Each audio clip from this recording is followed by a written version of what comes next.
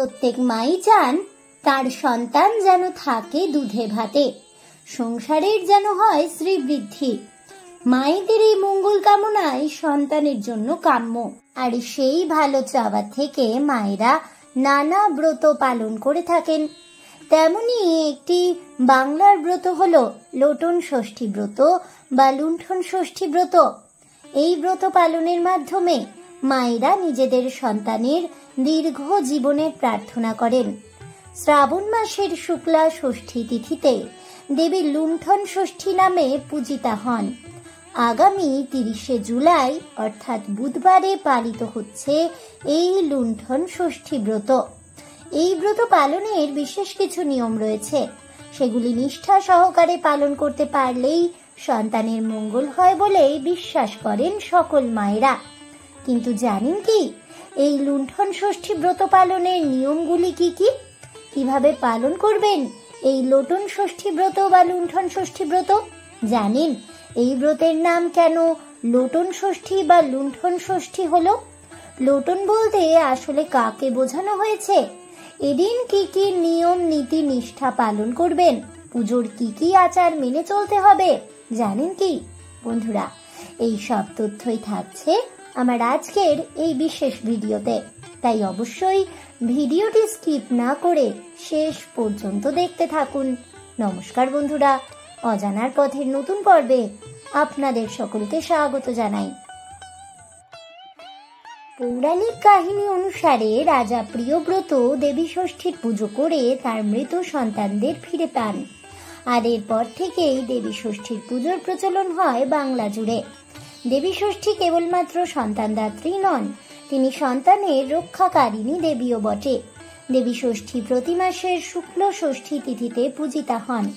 প্রত্যেক মাসের ষষ্ঠী তিথিতে দেবী ভিন্ন নামে ভিন্ন ব্রত অনুসারে পূজিত হলেও ষষ্ঠীর ব্রত পালনের উদ্দেশ্য কিন্তু একটাই, আর সেটা হলো সন্তানের মঙ্গল কামনা। এখন চলছে শ্রাবণ মাস, আর এই শ্রাবণ মাসের শুক্লা ষষ্ঠী তিথিতে ষষ্ঠী দেবী লুণ্ঠন ষষ্ঠী নামে পূজিতা হন। আগামী 30শে জুলাই 2025 বুধবারে পালিত হবে এই লোটন ষষ্ঠী ব্রত বা লুণ্ঠন ষষ্ঠী ব্রতটি। বিশুদ্ধ সিদ্ধান্ত পঞ্জিকা অনুযায়ী বাংলার 13 শ্রাবণ 1432, ইংরেজির 29শে জুলাই 2025 মঙ্গলবারে সময় রাত্রি 12:48 ষষ্ঠী তিথি শুরু হচ্ছে, আর এই তিথি শেষ হবে আগামীকাল অর্থাৎ 14 শ্রাবণ বুধবার 1432 সনের ইংরেজির 30শে জুলাই 2025 সময় রাত্রি 2:42 গুপ্ত প্রেস পঞ্জিকা মতে এই লুণ্ঠন ষষ্ঠী বা লোটন ষষ্ঠীর তিথি আরম্ভ হচ্ছে বাংলার 12 শ্রাবণ 1432, ইংরেজির 29শে জুলাই 2025 মঙ্গলবারে সময় রাত্রি 1:29। ষষ্ঠী তিথি সমাপ্ত হচ্ছে বাংলার 13 শ্রাবণ বুধবার 1432 সনের ইংরেজির 30শে জুলাই 2025 সময় রাত্রি 2:26 লোটন ষষ্ঠী বা লুণ্ঠন ষষ্ঠী ব্রত পালনের নিয়ম কানুন। 1. এই দিন আমিষ কিছু খাবার মুখে তোলা যাবে না। সারাদিন উপবাস রেখে ব্রত পালন করতে হবে ব্রতীকে। ব্রত পালন শেষে লুচি, সুজি, ফলমূল এই সকল নানান খাবার খাওয়া যেতে পারে। 2. যে স্থানে পুজো করা হবে সেটিকে আগে থাকতে ভালো করে পরিষ্কার করে নিতে হবে। পুজোর আগে অবশ্যই সেখানে আলপনা দিন, এতে মা ষষ্ঠী সন্তুষ্ট হন। 3. এই দিন অবশ্যই মা লুণ্ঠন ষষ্ঠীর ব্রত কথা শুনতে হবে, না হলে ব্রত পালন সম্পন্ন হবে না। 4. ব্রত পালনের উপকরণ হিসেবে লাগবে ঘি, ঝিঙে, কড়াই, আখের গুড়, ফল, ডাব ও মিষ্টি। পুরোহিতকে দিয়ে ব্রতের পুজো করাতে হবে। 5. এদিন সন্ধেবেলা পুজোর স্থানে একটি বড় আকারের মাটির প্রদীপ জ্বালিয়ে রাখতে হবে। এর ফলে সন্তানের শরীর স্বাস্থ্যের উন্নতি ঘটে। খেয়াল রাখবেন প্রদীপটি যেন চট করে নিভে না যায়। 6. ব্রত পালন শেষে মা ষষ্ঠীকে নিবেদন করা ভোগ সকলের মধ্যে ভাগ করে দিতে হবে। 7. হলুদ রঙের পোশাক পরে এই লোটন ষষ্ঠীর ব্রত পালন করলে বিশেষ ফল লাভ করা যায় বলেই বিশ্বাস করা হয় শাস্ত্রে। ব্রত পালনের ফলাফল। যারা বহুদিন ধরে সন্তান ধারণের চেষ্টা করছেন তারা এই ব্রত পালন করতে দেখতে পারেন, উপকার মিলবে সঠিকভাবে। 2. এই ব্রত পালন করলে সন্তানের সব দিক থেকে উন্নতি হয় বলেই বিশ্বাস রয়েছে। সন্তানকে অকাল মৃত্যুর হাত থেকে রক্ষা করা যায়। 3. সংসারে প্রভূত সুখ সমৃদ্ধি বৃদ্ধি পায় লুণ্ঠন ষষ্ঠী বা লোটন ষষ্ঠী ব্রত পালনের ফলে। লোটন ষষ্ঠীর কথা। এক ব্রাহ্মণীর এক ছেলে, একটি বউ আর একটি মেয়ে ছিল। মেয়ের 3টি ছেলে আর বউয়ের 7 ছেলে ছিল। পাড়ার লোকেরা বলে, আহা, ব্রাহ্মণীর কি বরাত, মা ষষ্ঠী যেন ডাল ভেঙে পড়েছেন। ব্রাহ্মণীর সময়ও ভালো, ছেলে 10 টাকা রোজগার করে, মাকে ভক্তি করে। শ্রাবণ মাস, শুক্লপক্ষের ষষ্ঠীর দিন গিন্নি ষষ্ঠী পুজোর আয়োজন করছেন। তার সোনার 6টি লোটন ছিল, তাই দিয়ে বছর বছর ষষ্ঠী পুজো করেন। গিন্নি কৌটো খুলে দেখেন যে তার 3টি লোটন আছে আর 3টি উধাও হয়ে গেছে। তখন গিন্নি বউকে ডেকে বললেন, বৌমা, আমার এ সর্বনাশ কে করলে? লোটন কে চুরি করেছে? মা ষষ্ঠীর জিনিস কার নিতে ভরসা হলো? এই কথা শুনে বউ কেঁদে কেটে ছেলের মাথায় হাত দিয়ে দিব্যি করলে, আমি যদি লোটন নিয়ে থাকি তাহলে আমার 7 বেটার মাথা খাই। মেয়েকে জিজ্ঞাসা করতেই মেয়ে বললে, আমি জানি না মা, তোমাদের বাড়ি আমি কদিনই বা আছি, এই আজ বাদে কাল শ্বশুর বাড়ি চলে যাব। গিন্নি কোনো কথা না বলে ক্ষীরের লোটন গড়ে ষষ্ঠীকে দিলেন। বউ মনের দুঃখে সেদিন আর কিছুই খেলে না। সমস্ত দিন কেঁদে কেঁদে রাত্রে আশেপাশে 7টি ছেলে নিয়ে শুয়ে পড়ল। স্বামী এসে সমস্ত শুনে বউকে রেগে কিচ্ছু না বলে মার কাছে শুয়ে পড়লে। মাই বেটায় কত কথা কইতে কইতে ঘুমোলো। তারপর দিন সকালে ঘুম থেকে উঠে দেখে যে বউয়ের 7টি ছেলে মরে গেছে। বউ কেঁদে পাড়া মাথায় করলে। তখন মেয়ে বলতে লাগলো, দেখলে মা, দেখলে দাদা, ও লোটন বউ ঠিক নিয়েছে, তা না হলে আর এ সর্বনাশ হয়? কিরকম রাক্ষসী দেখলে, ঠাকুরের জিনিস চুরি করে আবার ছেলের মাথায় হাত দিয়ে দিব্যি। মর দূর করে দাও, ওর মুখ দেখতে নেই। বউ কাঁদতে কাঁদতে ঘরের দরজা বন্ধ করে মরা ছেলেগুলি বুকে করে নিয়ে পড়ে রইল। সমস্ত দিন গেল, ছেলেদের পোড়াবার জন্যে স্বামী এসে দরজা খুলতে বললে। বউ কিছুতেই দরজা খুললে না। মা ষষ্ঠীর দয়া হলো। তিনি রাত্রে বৃদ্ধ ব্রাহ্মণীর বেশ ধরে বউয়ের ঘরের ভিতর এলেন। বউ বললে, কে মা তুমি, এখানে কেমন করে এলে? মা ষষ্ঠী বললেন, আমি কেউ নই বাছা।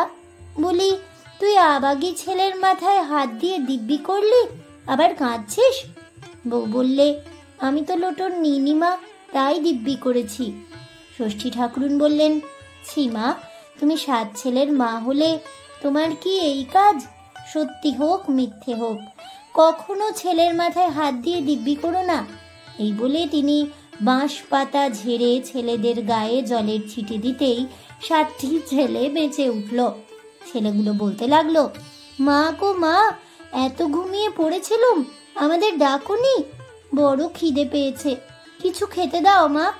এদিকে মা ষষ্ঠী অন্তর্ধান হয়েছেন।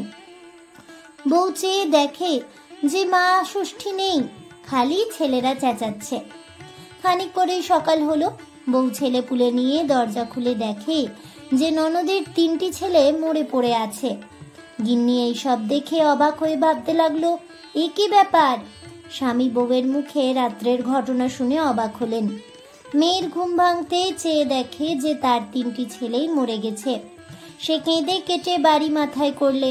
মায়ে ঝিয়ে মা ষষ্ঠীর কাছে মাথা খুঁড়তে লাগলেন। এমন সময় দৈববাণী হলো, জানিস না, তোর মেয়ে আমার লোটন চুরি করে আবার পরের মেয়ের নামে দোষ দিয়ে সতী হয়েছে। এখন কাঁদতে লজ্জা করে না? যদি ভালো চাস তো তোর মেয়েকে বউয়ের পায়ে ধরতে বলগে যা। তখন আর কারো কিছু জানতে বাকি রইল না। ননদ ভাজের পায়ে ধরে কাঁদতে লাগলো। বউ বললে, ভয় কি ঠাকুরঝি, মা যখন দয়া করেছেন তখন আর ভাবনা নেই। তুমি লোটন বার করে দাও, তোমার ছেলেরা বাঁচবে। মার কোপে তোমার এমন হয়েছে, এখনই মার দয়া হবে। তুমি লোটন বার করে দাও। তখন ননদ তাড়াতাড়ি বাক্স খুলে লোটন বার করে দিলে। বউ তখন সেই মা ষষ্ঠীর দেওয়া বাঁশ পাতার জল ছেলেদের গায়ে ছিটিয়ে দিতেই 3টি ছেলে উঠে বসলো। বউয়ের এই অদ্ভুত ক্ষমতা দেখে সকলে তাকে দেবতার মতো ভক্তি করতে লাগলো। বোনকে ভাই ছি ছি করতে লাগলো, বললে, তোর পাপেই আমার ছেলে মরেছিল, তোর ছেলেও মরেছিল, ভাগ্যিস অমন বউ পেয়েছিলুম, তাই তার পুণ্যে আজ সব হারানো ধন পেলুম। ননদ ভাজের কাছে গিয়ে পায়ে ধরে মাপ চাইলে, দাদার পায়ে ধরে মাপ চাইলে। গিন্নি মেয়েকে বকতে লাগলেন। মেয়ের লোটন চুরির কথা চারিদিকে ছড়িয়ে পড়ল। বউকে সকলে ভালোবাসতে লাগলো। বউয়ের সুখ্যাতি আর মা ষষ্ঠীর দয়া দেশ বিদেশে প্রচার হলো। সেই থেকেই সকলে শ্রাবণ মাসে এই লোটন ষষ্ঠীর পূজা করে। লোটন চুরি করার জন্যেই সকলে একে লোটন ষষ্ঠী বা লুণ্ঠন ষষ্ঠী ব্রত বলে জানে। এই ষষ্ঠী করলে ছেলেপুলে কখনো অকালে মরে না। অন্য আরেকটি কাহিনীতে বলা হয়েছে, অনেকদিন আগে কোনো এক গ্রামে এক কায়স্থ পরিবারের কাদম্বিনী নামে এক গৃহিণী ছিলেন। পুত্র কন্যা নাতি নাতনি নিয়ে বেশ সুখেই তাঁর দিন কাটছিল। প্রতি বছর শুক্লপক্ষের ষষ্ঠী তিথিতে খুব ঘটা করে তাদের বাড়িতে লোটন ষষ্ঠীর পূজা করা হতো। অন্যান্য বছরের মতো সে বছরও কাদম্বিনীর বাড়িতে খুব ঘটা করে লোটন ষষ্ঠীর পূজার আয়োজন করেছিলেন। গ্রামের অনেক মেয়ে বউরা এসেছিলেন পূজা দেখতে। এদের মধ্যে বিমলির পিসি নামের একজন মধ্যবয়স্কা মহিলাও ছিলেন, যার অন্যের জিনিসের প্রতি লোভ ছিল প্রচুর। পূজার দিন পাড়ার অন্য সকলে পূজা শেষে প্রসাদ নিয়ে বাড়ি চলে গেলেও তিনি কাদম্বিনীর বাড়িতে বসে রইলেন। কাদম্বিনী পূজার সব জিনিসপত্র গুছিয়ে রাখছেন। এমন সময় বাড়ির ভেতর থেকে কে যেন কাদম্বিনীকে ডাকলো। কাদম্বিনী তখন বিমলির পিসিকে বললেন, তুমি তো এখানে আছো, দেখো ইঁদুর বিড়ালে কোনো জিনিসে যেন মুখ না দেয়, আমি বাড়ির ভেতর থেকে ঘুরে আসছি। বিমলির পিসি বললেন, হ্যাঁ হ্যাঁ, তুমি ঘুরে এসো, আমি এখানেই বসে থাকছি। কাদম্বিনী চলে গেলে বিমলির পিসি পূজার সব জিনিস দেখছিলেন। সেই সময় হঠাৎই তার চোখে পড়ল ছোট্ট একটা কৌটোর দিকে। তখন তিনি চারপাশ ভালো করে দেখে নিয়ে কৌটোর মুখটা খুলে ফেললেন। দেখলেন তার মধ্যে 6টি সোনার তৈরি লোটন রয়েছে। তিনি আর লোভ সামলাতে না পেরে কৌটো থেকে 3টি লোটন তুলে নিলেন। এরপর তিনি যখন কৌটোর মুখ বন্ধ করছেন, সেই সময় কাদম্বিনী ফিরে এলেন। কাদম্বিনীর সন্দেহ হলো, কিন্তু তিনি কিচ্ছু বললেন না। বিমলির পিসিও প্রসাদ নিয়ে বাড়ি চলে গেলেন। কাদম্বিনী সব জিনিস ভালো করে দেখে গোছাবার সময় দেখলেন কৌটো থেকে 3টি লোটন উধাও। তিনি তখনই বিমলির পিসির কাছে গিয়ে বললেন, আমার কৌটোতে 3টি লোটন নেই, সেগুলি নিশ্চয়ই তুমি নিয়েছো, শীঘ্র ফেরত দাও। কিন্তু বিমলির পিসি জানালেন তিনি লোটন চুরি করেননি। কাদম্বিনী কাঁদতে কাঁদতে মা ষষ্ঠীকে বললেন, হে মা ষষ্ঠী, যে আমার সোনার লোটন চুরি করেছে তাকে শাস্তি দাও। এই ঘটনার কিছুদিন পরেই বিমলির পিসির 3 পুত্র একই সঙ্গে কঠিন অসুখে পড়ল।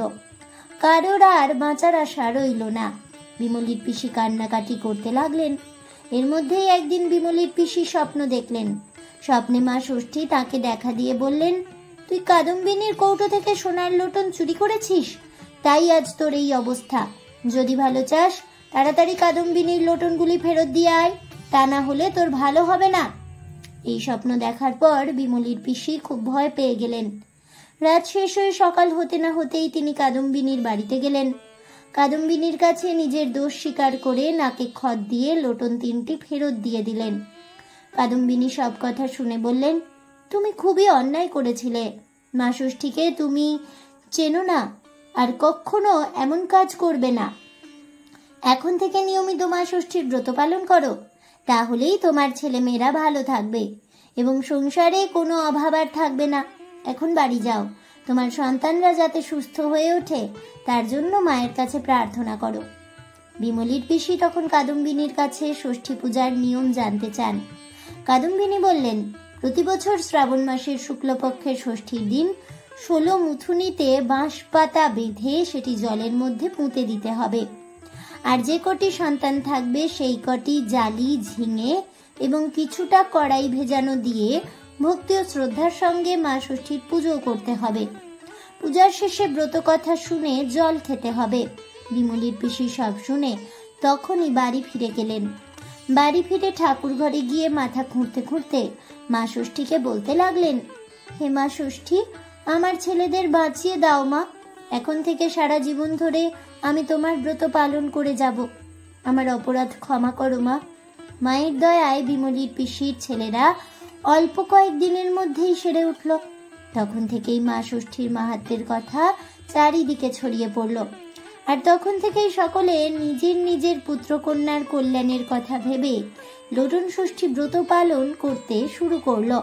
মা ষষ্ঠীর লোটন লুট বা চুরি হয়েছিল বলেই এই ব্রতের আরো এক নাম লুণ্ঠন ষষ্ঠী। শ্রাবণ মাসের শুক্লপক্ষের ষষ্ঠীতে পালিত হয় লোটন ষষ্ঠী ব্রত। সন্তানের মঙ্গল কামনায় পালন করে লোটন বা লুণ্ঠন ষষ্ঠী ব্রত। এই ব্রত পালনে মায়েরা পুত্র শোক পায় না, সেই সাথে সংসার সুখকর হয়ে ওঠে। গর্ভবতী মহিলা হলেও এটি করা যায়, তবে কোনো বন্ধ্যা বা সন্তান উৎপাদনে অক্ষম মহিলা কিংবা বিধবা মহিলাদের এই লৌকিক উপাচার পালন করার বিধান নেই। যে কোনো পুত্রবতী সধবা মহিলাদের একান্ত উৎসব এটি। নিজে অথবা পুরোহিত ডেকে পুজো করাতে হয়। কোনো কারণে দিনটি সোমবার, মঙ্গলবার, শুক্রবার কিংবা শনিবারে পড়লে তবে সেদিন লোটন ষষ্ঠীর পূজা করা যাবে না। শুধুমাত্র নিয়মটুকুই মেনে চলতে হবে। যিনি ব্রতিনী তিনি 7টি অথবা 9টি নাড়ুতে গোবর মাখিয়ে মাটিতে ফেলে দেন, অর্থাৎ লুটিয়ে পড়ে নাড়ুগুলি, লুণ্ঠিত হয় সেগুলি। এরপর চুলের সাহায্যে শালপাতার থালায় আবারও এগুলিকে তুলে রাখেন। একেই বলা হয় লোটন তোলা। ষষ্ঠী দেবীর পদতলে নাড়ু লুটিয়ে পুজো দেওয়া হয়। এই নাড়ু আসলে সন্তান। দেবীর সামনে আত্মনিবেদন। সন্তানের যাবতীয় দায় দায়িত্ব সঁপে দেওয়া হলো দেবীর কাছে এভাবেই, তাই এর নাম লোটন ষষ্ঠী। ব্রতিনীরা পূজার কাজ শেষ হলে পরে দিনের বেলায় লুচি, মিষ্টি, তরকারি খেয়ে উপবাস ভঙ্গ করতে পারে। তবে রাতের বেলায় কেবলমাত্র ফল, ডাব, মিষ্টি খেতে পারে। অন্য কিছু খাবার খাওয়া চলবে না। এদিনে কোনো মতেই অন্ন ভোজন চলবে না। লোটন ষষ্ঠী ব্রতের উপকরণ হলো আতপ চাল, গুড়ের পিঠে, ছোট ছোট ক্ষীরের নাড়ু, আখের গুড়, ডাব, ঘি, ফল, মিষ্টি, তরকারিও দেওয়া হয় কোথাও কোথাও। মেঝেতে আলপনা দিয়ে তার সামনে বটের ডাল রাখতে হবে। এবার তার সামনে ঘট স্থাপন করে তাতে দিতে হবে তেল, হলুদ বাটা এবং দই। এর সাথে 7টি, কোথাও আবার 9টি ক্ষীরের নাড়ু বা লোটন তৈরি করে ষষ্ঠী দেবীর কাছে নৈবেদ্য দিতে হয়। এই নাড়ুকেই লোটন বলা হয়। পূজার শেষে দেবীকে প্রণাম করে লোটন ষষ্ঠীর ব্রত কথা শোনার নিদান রয়েছে। আজ এ পর্যন্তই। জয় মা লোটন ষষ্ঠী দেবীর জয় হোক। এই বলে আমার আজকের ভিডিওটি আমি এখানেই শেষ করছি। তাহলে বন্ধুরা, লোটন ষষ্ঠী ব্রত বা লুণ্ঠন ষষ্ঠী ব্রত আসলে কি এবং এই ব্রত পালনে কি ফল মেলে? এই লোটন ষষ্ঠীর ব্রত কিভাবে পালন করবেন বাড়িতে? এছাড়া লোটন ষষ্ঠী ব্রতের দিনে কি খাওয়া যাবে, কি খাওয়া যাবে না, এবং লোটন ষষ্ঠী পূজার সমস্ত উপকরণ সম্পর্কে, সর্বোপরি লোটন ষষ্ঠীর ব্রত কথা সম্পর্কে জানতে পেরে আপনাদের কেমন লাগলো অবশ্যই আমাকে কমেন্টে জানাবেন। ভিডিওটি ভালো লেগে থাকলে লাইক, শেয়ার করতে ভুলবেন না। আমার চ্যানেলের নতুন বন্ধু হয়ে থাকলে চ্যানেলটিকে সাবস্ক্রাইব করে দেবেন। পাশে থাকা বেল বাটনটি প্রেস করে রাখবেন নতুন ভিডিওর নোটিফিকেশন পাওয়ার জন্য। ফিরে আসছি পরবর্তী ভিডিও নিয়ে। ততক্ষণ সবাই ভালো থাকুন, সুস্থ থাকুন আর অবশ্যই সঙ্গে থাকুন আর দেখতে থাকুন অজানার পথে।